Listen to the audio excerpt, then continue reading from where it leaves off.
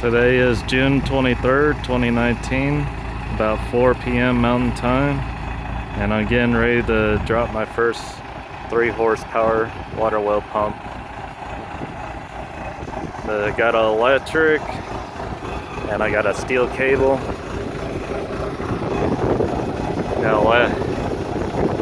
Got a steel cable hooked up to the eye holes. This is a torque arrestor to help keep it from twisting loose the piping, and then I'll just keep on adding on from there. This is the first 20-foot section.